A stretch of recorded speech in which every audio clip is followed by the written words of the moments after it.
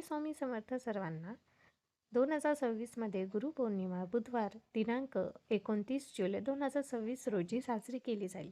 श्री स्वामी समर्थ महाराजांचे स्मरण आणि कृपादृष्टी मिळवण्यासाठी गुरुपौर्णिमेला स्वामी सेवा करणे अत्यंत फलदायी मानले जाते.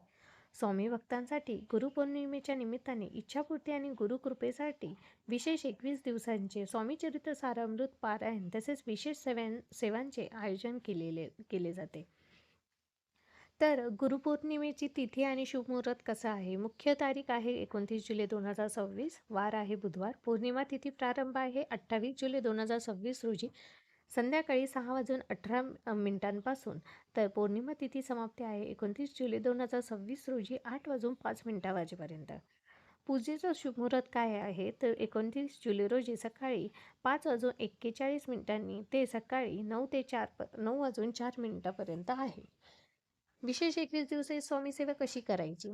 गुरुपौर्णिमेचे औचित्य साधून स्वामी भक्त 21 दिवसांचे विशेष पारायण करतात. जर तुम्हाला पौर्णिमेच्या दिवशी पारायणाची सांगता करायची असेल तर 9 जुलै 2026 पासून या सेवेला प्रारंभ करावा.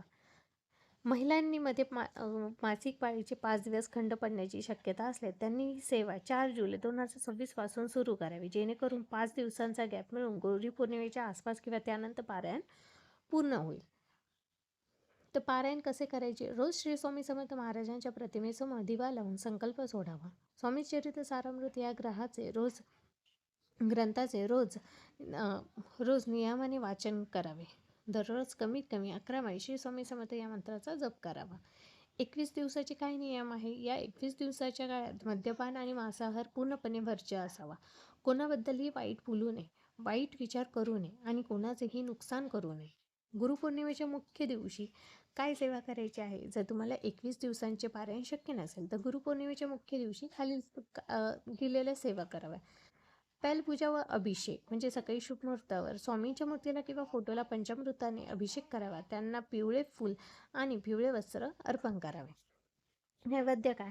स्वामी महाराजांना अत्यंत प्रिय असलेल्या पुरणपोळीचा किंवा बेसनाच्या लाडूचा नैवेद्य दाखवा. मंत्र जप काय आहे? तर गुरुपौर्णिमेच्या संपूर्ण दिवशी जमेल तितका वेळ किंवा किमान 11 ते 21 माळी श्री स्वामी समर्थ मंत्राचा जप करावा. त्यानंतर तारक मंत्र. स्वामी समर्थांचा तारक मंत्र किमान 3 किंवा 11 वेळा श्रद्धेने म्हणावा. आता स्वामी चरित्र सारामृत 21 दिवसांच्या पारायणाचे संकल्प, विधी, नियम आणि रोज करायची सेवा कशी आहे? संकल्प विधी म्हणजे पहिल्या दिवशी करायची कृती. संकल्प म्हणजे आपण ही सेवा का करत आहोत हे देवाजवळ बोलून दाखवणे. पारायणाच्या पहिल्या दिवशी सकाळी लवकर अंघोळ करून देवाऱ्यासमोर बसावे. आसन, सतरंजी किंवा पाटावर बसावे.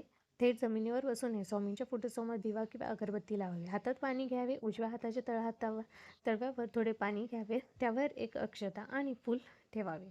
संकल्प म्हणावा. डोळे बंद करून म्हणावे, हे स्वामी समर्थ महाराज, मी स्वतःचं नाव, राहणार तुमच्या गावचे, शहराचं नाव सांगावं. आजपासून आपल्या कृपेसाठी आणि माझ्या म्हणजे तुमची जी काही इच्छा असेल ती इच्छापूर्तीसाठी 21 दिवसाच्या स्वामी चरित्र सारामृत पारायणाचा संकल्प करत आहे. ही सेवा माझ्याकडून पूर्ण करून घ्या आणि तुमचे आशीर्वाद माझ्या पाठीशी राहू द्या. त्यानंतर असं बोलून तुम्हाला हातातील पाणी, फुल आणि अक्षता स्वामींच्या चरणापाशी किंवा दामनात सोडून द्यावं. त्यानंतर स्वामींना साष्टांग नमस्कार करावा. रोज कशी करावी सेवा? तर 21 दिवसाचे कसे वेळापत्रक आहे? स्वामी चरित्र सारामृत ग्रंथात 21 अध्याय आहेत. 21 दिवसाच्या रोज एक अध्याय वाचावा लागतो. वेळ रोज सकाळी किंवा संध्याकाळी एकाच ठराविक वेळेवर वाचनाला बसावे. क्रम: पहिल्या दिवशी 1 अध्याय, दुसऱ्या दिवशी 2, याप्रमाणे रोज एक अध्याय वाचून 21व्या दिवशी 21वा अध्याय वाचवा. मंत्र जप काय? त्या अध्याय वाचण्यापूर्वी किंवा वाचून झाल्यावर कमीत कमी 11 माळी श्री स्वामी समर्थ मंत्राचा जप करावा. तारक मंत्र रोज वाचल्यानंतर किमान 1 वेळा स्वामींचा तारक मंत्र आवर्जून म्हणावा आणि शेवटी स्वामींची आरती करावी. नैवेद्य साखरेचा किंवा दुधाचा दाखवा. तर 21 दिवसाचे कडक नियम काय आहे? स्वामी सेवा करताना मनाची आणि शरीराची शुद्धता राखणे अत्यंत महत्त्वाचे आहे. आहार: 21 दिवस घरात मद्यपान आणि मांसाहार, चिकन, मटण, मासे, अंडी पूर्णपणे बंद असावा. शक्य असल्यास कांदा लसूण विरहित सात्विक आहार घ्यावा. वागणूक: या काळात कोणावर रागवू नये, खोटं बोलू नये आणि कोणाचीही निंदा नालस्ती करू नये. पारायणाच्या काळात ब्रह्मचर्याचे पालन करावे. घरात कोणाचा जन्म किंवा मृत्यू झाल्यास सेवा थांबवावी. महिलांसाठी नियम: वाचनाच्या काळात मासिक पाळी आल्यास ते 4-5 दिवस वाचन करू नये. त्या दिवसात मनातल्या मनात श्री स्वामी समर्थ जप करावा. 5व्या दिवशी शुद्ध झाल्यावर अंघोळ करून तिथे अध्याय थांबला होता तिथून पुढे वाचन सुरू करावे. 21व्या दिवशी सांगता 21व्या दिवशी शेवटचा अध्याय वाचून झाल्यावर पारायणची सांगता करावी. स्वामींना पुरणपोळी किंवा सुक्या मेवाचा खडीसाखर नैवेद्य दाखवावा. शक्य असल्यास एखाद्या लहान मुलाला, मुलीला किंवा गरजू व्यक्तीला गोड जेवू घालावे आणि अन्नदान करावे. स्वामींकडे सेवा रुजू केल्याबद्दल कृतज्ञता व्यक्त करावी आणि चूक झाली असल्यास क्षमा मागावी. तुम तर यानंतर तुम्हाला अजून काय सेवा करायची आहे? श्री स्वामी समर्थ महाराजांच्या कृपा आशीर्वादासाठी 21 दिवसाचे पारायण आणि तारक मंत्रा व्यतिरिक्त तुम्ही आणखी काही अत्यंत प्रभावी सेवा करू शकता. या सेवा तुम्ही गुरुपौर्णिमेच्या दिवशी किंवा तुमच्या रोजच्या दिनचर्येत देखील समाविष्ट करू शकता. स्वामी स्तवन हे 11 श्लोकांचे अतिशय सुंदर आणि छोटे स्तोत्र आहे. ज्यांना मोठा ग्रंथ वाचायला वेळ मिळत नाही ते रोज या स्तवनाचा पाठ करू शकता. नियम काय आहे तर रोज सकाळी अंघोळ झाल्यावर स्वामींच्या फोटोसमोर 3 वेळा म्हणा. यामुळे काय फायदा होतो? मनाला शांतता लाभते आणि घरातील नकारात्मक ऊर्जा नष्ट होते. तर त्याचबरोबर 108 माळ श्री स्वामी समर्थांचा जप करावा. जर तुमच्याकडे वेळ असेल तर गुरुपौर्णिमेच्या दिवशी श्री स्वामी समर्थ या मंत्राचा जप करावा. गुरुपौर्णिमेला किमान 31 किंवा 108 माळी जप करण्याचा संकल्प करा. जप करताना डोळे बंद करून स्वामींच्या मूर्तीचे किंवा चरणाचे ध्यान करावे. स्वामींना अभिषेक कसा करायचा? तुमच्या घरात जर स्वामींची तांब्याची किंवा पितळेची मूर्ती असेल तर गुरुपौर्णिमेच्या दिवशी अभिषेक अवश्य करावा. कसा करायचा? ताकाचा, दुधाचा किंवा शुद्ध पाण्याचा अभिषेक करायचा. अभिषेक करताना श्रोते हे ऐका, अक्कलकोट स्वामीचा महिमा अगाध किंवा श्री स्वामी समर्थ नामस्मरण चालू ठेवावे. अभिषेकाचे पाणी, अभिषेकाचे तीर्थ घरात सर्वत्र शिंपडावे आणि स्वतः प्राशन करावे. अखंड दीप सेवा गुरुपौर्णिमेच्या दिवशी किंवा पारायणाच्या 21 दिवसा घरात अखंड दिवा लावणे अत्यंत शुभ मानले जाते. गाईच्या शुद्ध तुपाचा किंवा तिळाच्या तेलाचा दिवा स्वामींसमोर लावा, जो अखंड जळत राहील आणि याची काळजी घ्यावी. नैवेद्य आणि अन्नदान सेवा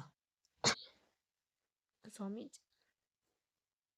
स्वामी महाराजांना अन्नदान केलेले अत्यंत प्रिय आहे. ते स्वतः अक्कलकोटमध्ये असताना भक्तांना अन्न भरवायचे.